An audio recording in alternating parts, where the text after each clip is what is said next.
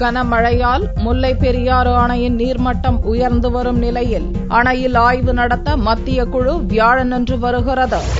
கேரள மாநிலம் இடுக்கி மாவட்டத்தில் அமைந்துள்ள முல்லை பெரியாறு அணை மூலம் தமிழகத்தில் மதுரை, திண்டுக்கல், சிவகங்கை உட்பட 5 மாவட்ட மக்கள் பயனடைந்து வருகின்றனர். கடந்த சில நாட்களாக குமுளி, தேக்கடி மற்றும் முல்லை பெரியாறு நீர்பிடிப்பு பகுதிகளில் கனமழை பெய்து வருகிறது. இதனால் பெரியாறு அணையின் நீர்மட்டம் மளமளவென உயர்ந்து வருகிறது.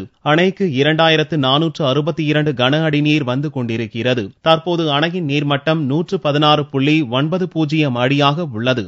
நீர்மட்டம் தொடர்ந்து உயர்ந்து வருவதால் கம்பம் பள்ளத்தாக்கு விவசாயிகள் முதல் போக நெல் சாகுபடி பணியை துவக்கியுள்ளனர். இதனிடையே முல்லை பெரியாறு அணை நீர்மட்டத்தை 142 அடியாக உயர்த்துவது குறித்து மத்திய அரசு நியமித்த 3 பேர் கொண்ட குழுவின் ஆலோசனைக் கூட்டம் வியாழனன்று தேக்கடியில் நடைபெற உள்ளது. இந்த கூட்டத்திற்கான ஏற்பாடுகளை இரு மாநில அதிகாரிகளும் செய்துள்ளனர். கூட்டத்திற்கு பின்னர் தேக்கடிக்கு வரும் அதிகாரிகள் குழு அங்கிருந்து படகு மூலம் அணைக்கு சென்று ஆய்வு செய்கின்றனர்.